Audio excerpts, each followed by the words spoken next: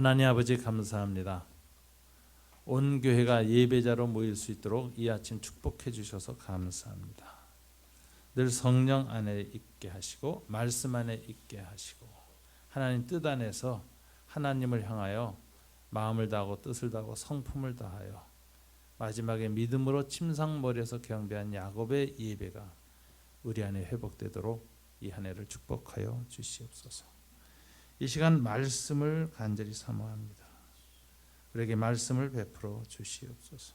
성령께서 우리의 마음판에 하나님의 말씀을 깊이 새기시고 그리고 일주일의 바쁜 쫓기는 삶 속에서도 주신 말씀 잊지 않고 붙들고 살 수 있도록 축복하여 주시옵소서. 예수님 이름으로 기도드립니다. 아멘. 히브리서는 신약 성경에서 구약의 모든 사건들을 짧게 요약하고 있는 신약 속의 구약 성경입니다. 그 중에서도 11장은 보통 믿음장이라고 부릅니다. 그래서 믿음으로 아브라함은 믿음으로 이삭은 믿음으로 야곱은 믿음의 조상들의 생애를 아주 간략간략하게 요약해 놓은 것입니다. 그래서 히브리서 11장을 어떤 분들은 하나님 나라의 명예의 전당이라고 부릅니다. 거기에 아주 믿음으로 살아간 분들의 삶과 특성을 요약해 놨는데 놀랍게도 147년이라는 생을 살다 간 야곱의 생애에 관해서는 21절에 딱 한 절로 요약하고 있습니다.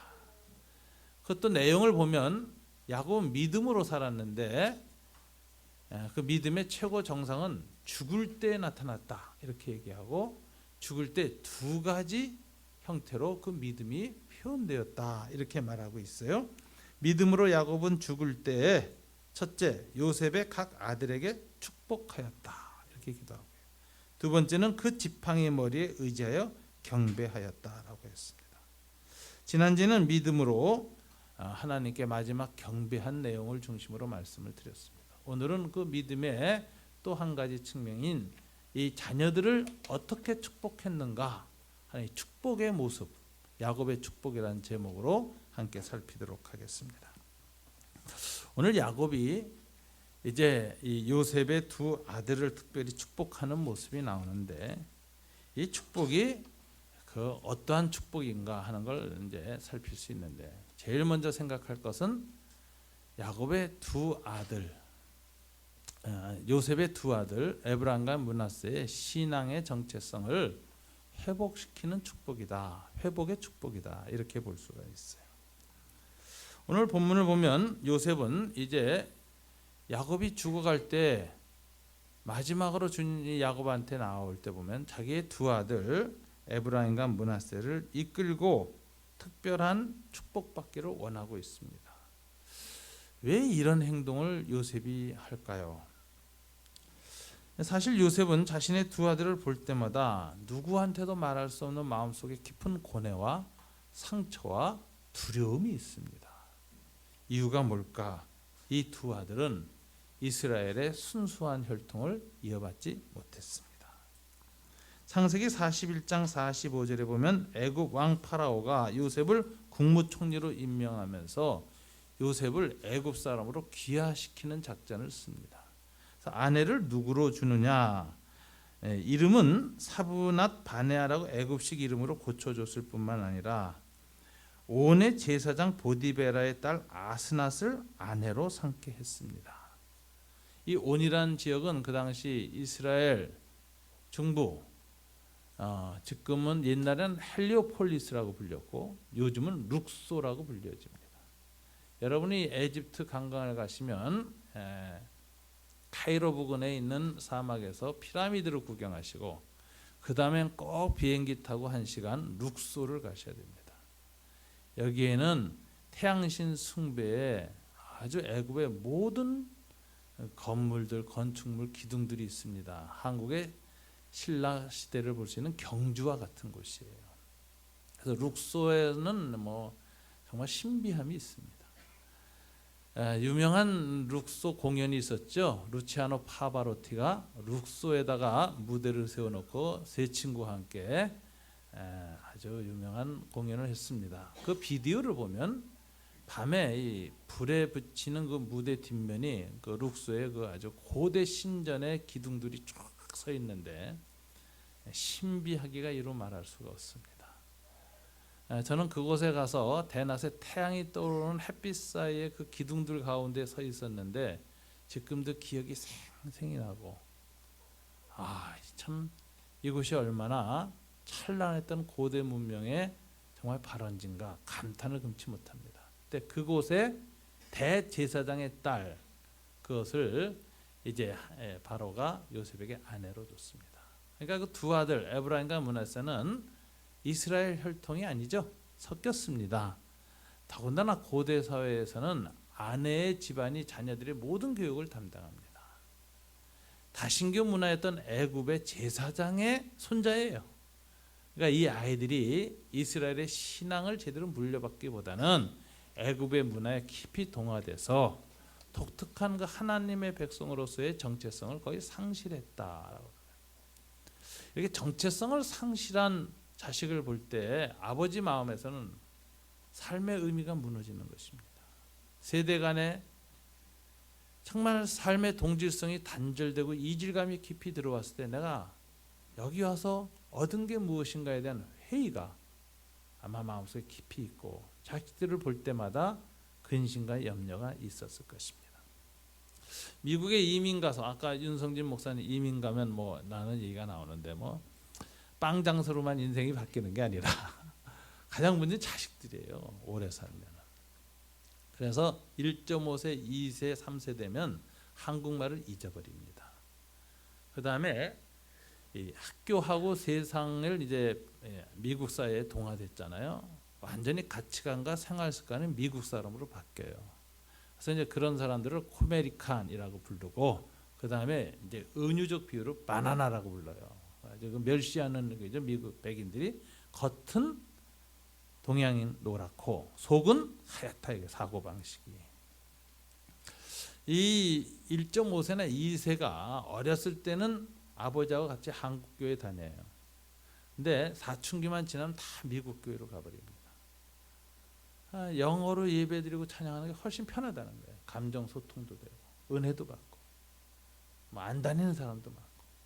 그리고 대학을 딱 들어가면 부모를 떠나죠. 거긴 다 기숙사로 가고 부모가 이제 1년에 한두 번 만나요. 그러면서 미국 사회로 깊이 들어가고 나면은 신앙도 다 잃어버려요. 그럼 이제 한국 교회의 교민 교회의 문제가 뭐냐면 다음 세대가 없다는 거예요. 급격히 무너지고 있습니다. 그래서 한국의 교민 세대는 한국 교회보다 더 빨리 다음 세대가 무너지고 있어요. 이게 이제 큰 위기죠. 한국은 저출산 쓰나미, 또 한국 기성세대 중심의 한국 교회가 다음 세대의 매력을 잃어버려서 교회 안 나와요. 그래서 교회에 급격하게 노령화 현상이 일어나고 있습니다. 저와 강원도 목사님 집회를 많이 다니거든요. 딱 가서 보면은 머리가 다 허예요. 80, 90%가. 그리고 10대, 20대 우리 교회는 다른 교회의 장년 숫자의 비율로 따져보면은 다른 교회보다 약 2배 내지 3배가 아이들이 있어요. 다른 교회는 뭐 1000명, 2000명 모이는 교회인데 중고등부 40명, 50명 해놓고 그것도 주일 오전에 모아놓고 강원도 목사님 강사를 불러서 특별 집회를 부탁할 정도로 그렇게 다음 세대가 뭐 거의 괴멸 상태입니다. 그러니까 한국 교회는 이제 앞으로 10년 후가 굉장히 어둡습니다. 50대 이후의 사람들은 다 은퇴해가지고 11절 못해요. 이제는 죽을 때까지 돈을 관리하고 살아야 돼. 그러니까 주일헌금으로 다 바뀌어요. 헌금은. 그리고 30대 다 비정규직이야. 40대, 30, 40대 자식 사교육비 휘청해가지고 옛날처럼 헌금할 수 있는 사람 아무도 없어요. 그러니까 헌금은 40% 이상 반토막 날 거고 사람은 노인들만 남는다. 이거 한국교회 위기인데 이거보다 위기가 더 빨리 오는 게 미국 교회예요. 미국 교민교회. 거기에다 플러스 문화적 이질감 때문에 부모와 같이 예배 안 드리고 같은 신앙의 동질성이 없어집니다. 그래서 지금 미국에서 아주 큰 교회 정말 1000명, 2000명 하는 목사들 저 후배들인데 가서 만나면 저한테 솔직히 얘기해요. 여기 목회 놓고 한국으로 돌아가고 싶대요. 여기 이제 소망이 없다는 거예요. 여기는 이제 1.5세나 2세한테 넘겨줘야지 1세대인 자기는 여기서 더 이상 목회할 힘이 없다. 벌써부터 한국에 돌아가서 일할 목회 자리가 없나를 그 큰 미국 교민교회를 목회하는 사람들이 알아보고 있더라. 그러니까 제가 그걸 보면서 야, 굉장한 위기가 있구나 이렇게 생각합니다. 근데 그 모든 위기 중에 가장 결정적인 위기의 원인은 뭐냐? 다음 세대가 부모 세대와 신앙의 동질성, 아이덴티티가 붕괴됐다는 거예요. 그래서 미국에서 청소년들 1.5세 2세를 위한 이 부흥운동을 일으키는 단체가 있는데 자마라는 단체입니다. JAMA인데 영어로 Jesus Awakening Movement in America예요. 옛날에는. 근데 지금 이제 바꿨어요. In Abroad. 왜냐하면 1.5세, 2세, 3세의 문제가 전 세계적인 한국인 디아스포라 사회에서 일어나는 공통 문제야. 독일 이민 간 사람들, 오스트리아 이민 간 사람들 다 똑같아. 문제는. 그래서 이 아이들을 어떻게 다시 정말 은혜를 베풀고 디아스포라 공동체를 그 정체성을 유지할 것이냐라는 것을 고민을 하는 겁니다. 근데 이제 이 중에 가장 훌륭한 분이 김충근 박사신데 이분이 자마 이사장이세요. 근데 이분하고 한번 코스타 집회를 만나고 나서 대화를 나누는데 자마의 목적이 뭐냐 할 때 딱 4가지 얘기를 해야 되는데 너무 강렬해서 제가 아주 항상 마음에 기억에 남습니다. 그분은 자마 운동의 목표는 아이덴티티 회복이다, 정체성 회복이다 딱 그래요. 근데 첫째가 회복해야 할 정체성이 뭐냐? 한국인 2세, 3세들한테 가르쳐줘야 될 것이 너는 하나님의 백성이란 정체성, 신앙의 정체성을 가르쳐줘야 되겠다. 조상들이 외국에 와서 이민오면서 고난을 당하면서 요즘 국제시장 세대, 그 세대가 그렇게 고생을 하고 하나님 앞에 울부짖으면서 먹여 살려고 교육시킨 이 세대들에게 내가 어떤 신앙으로 살아왔는지를 꼭 좀 물려주고 싶다. 이게 크리스찬 아이덴티티. 두 번째는 이 아이들이 왜 하나님이 너를 한국의 DNA를 갖고 태어나게 했느냐. 문화적으로, 혈통적으로, 언어적으로. 이건 그냥 우연이 아니라 하나님의 뜻이 있는 것이다. 한국인의 DNA 속에 있는 그 문화적 특징, 언어의 특징, 혈통의 특징을 통해서 하나님이 하시려는 일이 있다. 그걸 발견해야 된다. 그 부르심을. 세 번째는 왜 한국인으로 그러면 태어나서 한국 땅에 살게 하지 않고 왜 내가 미국 시민권자가 됐느냐. 여기에 대해서 하나님의 부르심을 생각해야 된다. 이게 아메리칸 아이덴티티라는 거죠. 미국 시민으로서 미국 사회를 하나님의 말씀으로 변화시켜야 된다는 소명을 받아야 된다는 거예요. 그래서 한인들 개토 공동체 안에서 그 코리안 빌리지 안에서 그냥 그저 한국 사람 상대로 그저 이렇게 살지 말고 교포사의 벽을 넘어서서 미국의 중심으로 워싱턴으로 가고 백악관으로 가서 이곳에서 하나님이 나를 미국 사회를 위해서 어떤 사명을 주시고 어떤 꿈을 주셨고 어떻게 살라고 했는지 부르심 받아야 돼. 요셉처럼 미 백악관의 주인도 돼야 되고 국무부 장관도 되라는 거예요. 헌신할 준비를 해라. 미국인보다 더 미국 사회에 헌신하고 훌륭한 미국인으로서 존경을 받고 덕을 세워야 된다. 이게 아메리칸 아이덴티티예요. 근데 문제는 그것만 잘하면 미제국주의 앞잡이가 될 수 있어. 잘못해. 제3세계 나라나 다른 나라들한테 보면 예수 믿는 미국 놈 참 우리나라한테 와서 힘들다. 이러네. 그러지 말고 네 번째가 뭐냐 지구인으로서의 아이덴티티인데 이게 뭐냐면 휴먼 아이덴티티, 인간으로서의 정체성. 그래서 제3세계와 가난한 나라 사람들한테 미국의 국력과 부와 이런 걸 가지고 어떻게 그들을 잘 섬겨낼 수 있느냐. 하나님 미국에 주신 축복을 어떻게 제3세계의 사람들하고 나눌 수 있는가. 인류 사회를 위해서 어떻게 헌신할 것인가. 이런 일에 앞장서서 딴 나라 사람들은 해결할 수 없는 신종 바이러스가 나오고 갈 때 그 죽음의 자리에 제일 먼저 들어가고 미국에서 의학 교수를 하고 예방학의 권위를 가진 사람들이 목숨 걸고 지구 인류의 문제를 놓고 헌신하고 이런 자세들. 그래서 존경받는 정말 지구인이 되는 거. 이거 굉장히 중요하다. 그래서 이게 휴먼 아이덴티티에서 4가지입니다. 신앙적 정체성, 민족적 정체성, 시민적 정체성, 인류, 인간으로서의 정체성. 이 4가지를 잘 교육시키면 이것이 이민은 보람이 있다는 거예요. 우리 세대 이렇게 고생하고 자녀들을 교육해내고 다문화 사회 속에서 교육해내는 보람이 있는데 이게 무너져서 지금 위기라는 거죠. 근데 이 똑같은 위기를 요셉이 느낀 거예요. 자기는 성공했어요. 애굽의 국무총리가 됐어요. 그러나 이방 신앙을 가진 제사장의 딸과 결혼했고 그 영향으로 자식들은 여호와 하나님 잘 몰라요. 애굽인지 이스라엘 사람인지 구분이 안 돼요. 그 자식들을 보면서 요셉은 고민이 많았습니다. 근심이 많았습니다. 이 일을 어찌할꼬. 그리고 혈통이 달라버린 우리 2 아들이 아브라함과 이삭을 축복하시고 언약하신 그 여호와 하나님의 백성이 될 수 있을 것인가. 이게 그 마음속에 큰 고민이었습니다. 그래서 요셉이 나올 때 48장 16절에서 뭐라고 하면서 야곱에게 나옵니까? 여러분 보세요. 이때 야곱이 뭐라고 축복합니까? 이 요셉의 마음을 알고 나를 모든 환난에서 건지신 여호와의 사자께서 이 아이들에게 복을 주시오며 하면서 뭐라고 해요? 이들로 내 이름과 내 조상 아브라함과 이삭의 이름으로 칭하게 하시오며. 첫 번째 축복이 뭐죠? 언약 백성이 되게 해 주십시오. 아브라함과 이삭과 야곱의 자손이라고 불림받는 하나님의 백성의 일원이 되는 축복을 주시옵소서. 이게 요셉이 야곱에게 나온 것이고 야곱이 축복하는 내용입니다. 요셉은 이렇게 생각했어요. 어떻게 이 아이들이 하나님 백성의 정체성을 회복할 수 있을 것인가? 나는 불가능하다. 인간으로는 불가능하다.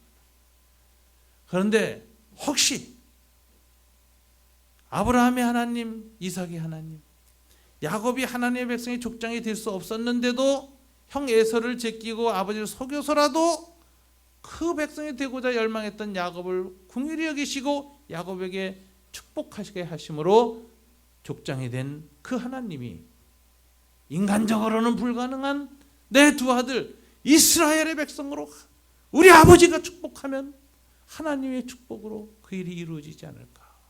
믿음으로 나아갔고 그 요셉을 보면서 야곱은 그 마음을 아니까 가슴이 미어지면서 나를 모든 환난에서 건지신 여호와 하나님의 이름으로 야곱의 하나님의 이름으로 축복합니다. 이 아이들이 색깔도 다르고 눈빛도 달라지고 말도 잘 못하는 이 아이들이 하나님이 백성이 되게 해달라고 간절히 기도하는 이 야곱의 믿음을 여기서 볼 수 있습니다. 그리고 믿음대로 이 2 사람은 이스라엘 12지파 중에 한 사람이 되는 것이죠. 이 2번째 야곱의 이 기도는 특징이 축복이 어떤 특징이냐? 영적으로 분별력 있는 축복이었어요. 우리가 이 본문을 가만히 보면 이때 야곱의 나이가 147세거든요. 죽을 때. 그런데 이삭은 137세 때에 훨씬 더 야곱보다 오래 살았어요. 그런데 137세 때 이미 눈이 멀었어요. 늙어서 보질 못합니다. 야곱도 오늘 본문에 보면 147세가 돼서 눈이 멀어서 보지 못한 장님 상태가 되었습니다. 근데 이삭은 육신의 눈만 멀은 게 아니라 영적인 분별력, 영적인 눈도 멀었어요. 그래서 하나님이 믿음이 없이 족장이 된다는 거죠. 그냥 장자니까 그냥 당연히 받는 것 정도로 여겼던 에서가 아니라 믿음으로 그 족장의 축복이 얼마나 귀중한 것인가를 사모하고 그러는 야곱을 보고 야곱에게 주기로 하나님의 뜻이 변경된 걸 이삭은 분별을 못했어요. 그냥 장자한테 준다고 생각했어요. 그래서 야곱이 나와서 형한테 그 믿음을 가지고 형을 속여서 믿음의 방식이 좀 잘못되긴 했지만 팥쪽으로 속이고 그걸 뺏은 다음에 그 다음에 아버지한테 축복받으러 딱 나왔을 때 네가 어떻게 목소리가 야곱 같다? 에서인 줄 알고 축복을 하니까 그래서 좀 믿음이 안 생기니까 손을 내밀어서 이제 손등을 만져봤더니 그 양털을 여기다 이렇게 붙이고 가가지고, 야곱은 개구리 같은 피부를 가져서 털이 하나도 없는데 에서는 털 사람이었거든요. 만져보더니 맞네. 그리고서는 에서에게 줄 장자권의 축복을 누구한테 주느냐? 야곱한테 줬어요. 이 이삭을 보면은 137세 때 눈이 멀었는데 영적 분별력도 없었어. 하나님 뜻을 구분을 못해요. 근데 오늘 야곱은 다릅니다. 147세 똑같이 눈을 멀었는데 딱 축복해 주려고 이 요셉의 믿음을 보고 축복해 주려고 손을 딱 이렇게 들었더니 요셉이 어떻게 하냐면 오른손에는 장남이 와야 되니까 장남이 므낫세거든요. 므낫세 이쪽으로 끌고 오고, 요셉이 이렇게 두 아들을 끌고 들어오는데 이쪽으로 향하게 하고 에브라임은 왼손으로 딱 향하고 이렇게 데려왔어요. 근데 야곱이 이렇게 축복을 하는 거예요. 오른손을 둘째 에브라임 머리에 얹고 왼손을 장남 므낫세에 얹어요. 그러니까 요셉이 이렇게 보다 아버지가 눈이 멀어가지고 지금 잘못 봤구나. 그래서 아버지 아닙니다 아닙니다로 손을 끌어서 이렇게 도로 갖다 놓으려 그러니까 야곱이 탁 부딪히면서 이렇게 말해요. 아니다. 나도 안다. 그러면서 하나님께서 에브라임을 므낫세보다 더 축복하신다는 걸 원하신다. 하나님 뜻이다. 내가 하나님의 뜻에 따라서 에브라임에게 지금 손을 얹어놨는데 이 므낫세도 훌륭한 민족으로 자라. 그러나 에브라임은 하나님 뜻에 특별하게 그를 축복하셔. 이러고 축복을 했어요. 그러니까 이 야곱의 모습을 가만히 보면 노년의 모습은 아브라함이나 이삭보다 야곱이 훨씬 성숙해져 있고 하나님의 뜻도 잘 분별하고 순종도 잘하고 있어요. 영적인 분별력이 탁월해요. 아버지들이 나이를 먹으면서 편견과 고집과 그다음에 편애에 빠지면 그 분별을 못해가고 유언 잘못 써져가지고 자식들이 대싸움 나는 경우 있습니다. 부자들이 멀쩡할 때 변호사 통해서 유언 잘 써놨다가 치매에 걸려서 돌아가시기 일보 직전에 얼마나 잘하는 아주 가로채고 잘하는 아들한테 유언장 고쳐 써주는 노인들이 꽤 많아가지고 가족들이 대판 싸움이 나요. 나 그런 가족 많이 봤거든요. 마지막에 분별력이 노인들이 없어져요. 나쁜 자식한테 또 쏘가 넘어가요. 그런데 야곱은 말이야 달라요. 노년이 될수록 하나님 뜻에 분별력이 있고, 그리고 하나님 뜻 앞에 딱 순종해서 손을 얹는데 얼마나 성숙하고 아름답습니까? 저는 이 야곱을 볼 때마다 우리한테 위로가 된다고 생각해요. 아브라함이나 이삭은 천성이 남다릅니다. 그래서 아브라함은 이제 그 성경이 강조하는 그 축복이 믿음으로 아브라함은 믿음의 아버지잖아요. 얼마나 그 믿음이 작년 때 무섭습니까? 자기 낳은 아들 딱 하나님이 제물로 드리라고 해서 칼 드는 그 믿음. 저는 그런 믿음 갖지 못할 것 같고 그런 믿음 갖기도 싫어요. 그걸 감당할 수가 없어. 정말 특별한 거야. 정말 어떻게 그럴 수 있어요? 이삭도 또 이상해. 사춘기 때 늙은 아버지가 위에서 칼을 드는데 우리 아버지 치매 걸려서 미쳤구나. 그래가지고 발로 차고 묶인 몸으로 냈다 떼어도 아버지가 어떻게 할 수 없을 거라고.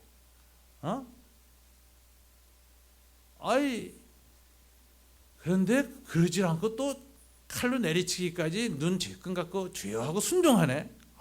그런 순종 없습니다. 못합니다. 이게 참 특별한 사람이에요. 근데 야곱은요 만만해요.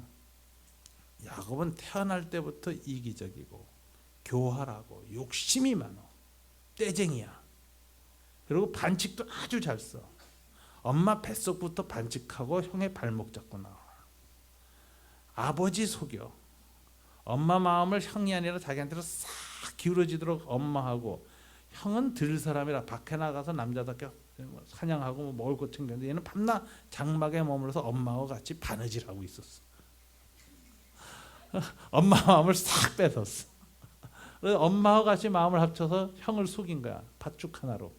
형 속여 넘겨, 아버지 속여 넘겨, 망명가선 삼촌을 속여 넘겨, 그의 두 딸과 또 이쁜 첩까지 다 얻어오고 목자 양떼 다 끌고서 나가버려서 삼촌이 쫄딱 망했어. 이러고서는 탁 돌아와서 또 자기가 안 꺾이려고 하나님과 더불어서 막 씨름까지 해야 됐던 야곱을 보면 우리가 그래도 야곱보단 나은 것 같아요, 성품이.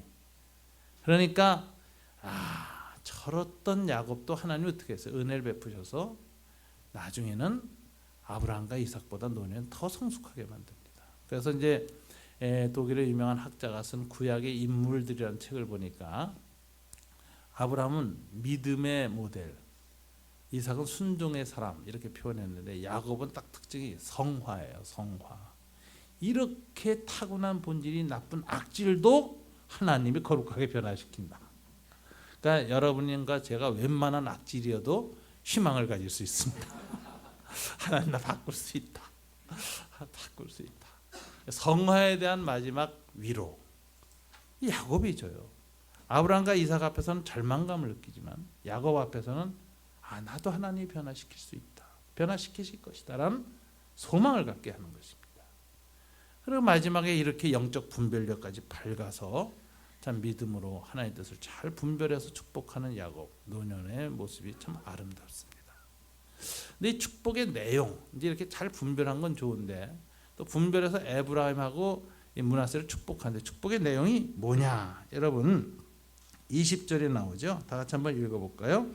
그날에 그들에게 축복하여 이르되 이스라엘이 너로 말미암아 축복하기를 하나님이 네게 에브라임 같고 므낫세 같게 하시리라 하며 에브라임을 므낫세보다 앞세웠더라. 여기 묘한 말이 나와요.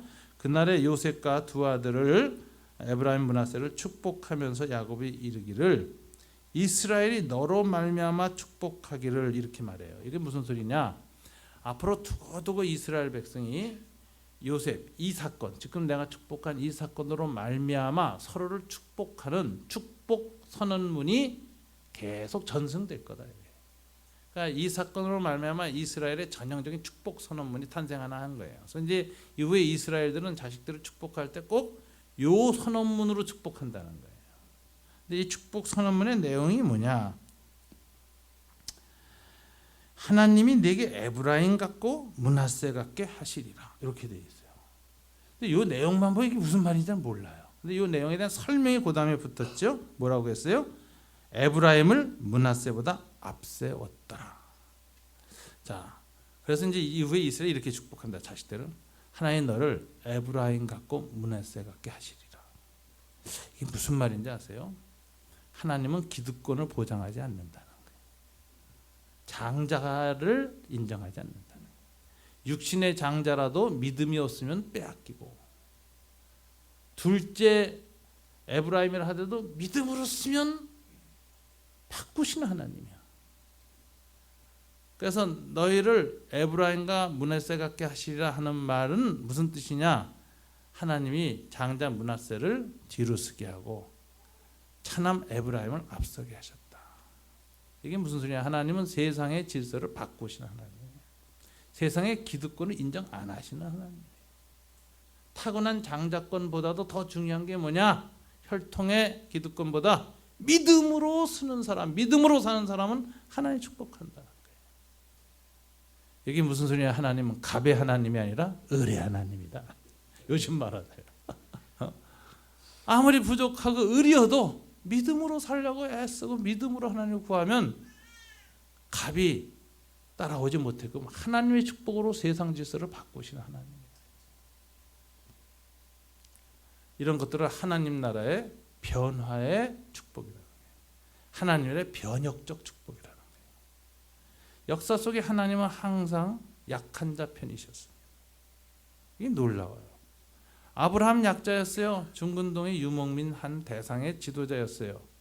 근데 하나님이 그를 축복하셔서 153명을 거느리고 중근동 최대의 연합군 사령관 그돌라오멜의 군대를 격파하시고 포로로 끌려간 소돔과 고모라 사람과 거기에 있던 조카 롯을 구해내시는 하나님이야. 이삭같이 연약한 사람을 하나님이 함께 하셔서 애굽 왕 바라오가 건드리지 못하게 하시고 아비멜렉이라는 블레셋의 왕이 그의 우물을 계속 약탈하다가 나중에 그냥 손들고 당신은 특별한 사람이고 하나님이 함께하는 사람이요. 그리고 평화조약을 세우셔서 그를 보호하게 하신 하나님. 야곱 생애 중에 연약하고 부족한데도 하나님이 함께하셔서 모든 환난을 다 이겨내서 지금까지 살아오게 하시고, 그리고 야곱을 통해서 뭐예요? 애국과 중근동의 대세계의 기근 수많은 생명들을 구원하시는 일을 요셉을 통해서 이루신 하나님, 고대 세계의 구원자였죠. 대기근에.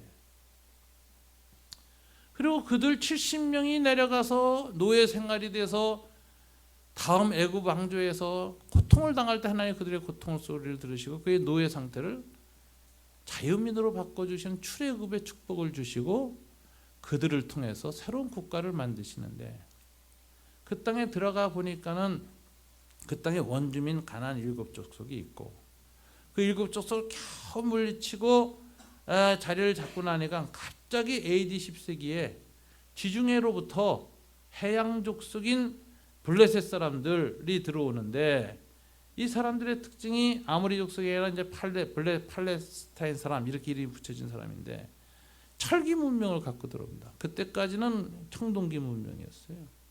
그래서 무기가 상대가 안 돼요. 더군다나 철기 문명을 갖고 들어왔을 뿐만 아니라 이 해안으로 상륙한 사람들은 소위 말하자면 바이킹 족속입니다. 스칸디나비아 반도 북유럽에서 내려온 약탈 민족이에요. 다곤신이라는 신은 머리가 그래서 고기고 반이 사람인 이런 신이에요. 다곤신다. 해양 약탈 바이킹 족속입니다. 그러니까 이 북방 민족은 체격이 크고 장대해가지고 거긴 골리앗 같은 거인도 있어. 그래서 사울이 군대를 이끌고 그래서 골리앗하고 맞서 나가는데 철로 만든 칼은 사울 칼 하나밖에 없어가지고 골리앗가 나올 때 그 칼을 다윗한테 주잖아요. 이게 철기 문명과 청동기 문명의 전쟁인데 형편없이 밀리는 거죠. 그때 하나님이 목동 다윗을 사용해서 블레셋 족속을 딱 꺾습니다. 그리고 거기서 중근동 국가 하나를 세웠는데, 이스라엘이 다윗의 왕조가 200년을 가잖아요. 여러분 동양 사회에서나 우리가 이 조선이나 고려가 한 500년씩 갔고 7년 1000년 갔는데 이건 반도 끄트머리에 붙어 있어서 그렇게 오래 갔어요. 중국의 그 제국들은 200년 간 나라가 별로 없습니다. 명나라 200년, 청나라 200년이에요. 200년 왕조예요. 더군다나 중근동 지역에서는 200년 왕조를 유지한 국가가 없어요. 하도 애굽하고 바벨로니아 제국들이 그 왔다 갔다 하면서 다 무너뜨리기 때문에 한 왕조가 오래를 못 가. 그런데 다윗 왕조만은 풍전등화 같은 위기도 많았지만 중근동에서 유일하게 200년을 갑니다. 하나님 함께 하셨어요. 그렇게 지켜줬는데도 또 타락하고 갑질을 하니까 자기네 안에서 노예 끌어다가 잡아 팔아먹고 해방시켜준다다가 또 다시 잡아놓고 이러니까 하나님이 너희 한번 다시 애굽처럼 고생 좀 해봐라. 그래서 바벨론에 포로로 끌려가서 쫄딱 망하게 하고, 거기 왕가 중에 한 사람은 나중에 목수가 됐고, 제사장 가문의 다윗의 후손 중에 왕가의 피를 받은 한 여자는 그저 시골에서 그냥 빨래하는 여자가 됐는데 하나님 그들 가운데 나타나셔서 아기를 보냈는데 이 아기가 너무 초라하고 가난해서 말이에요.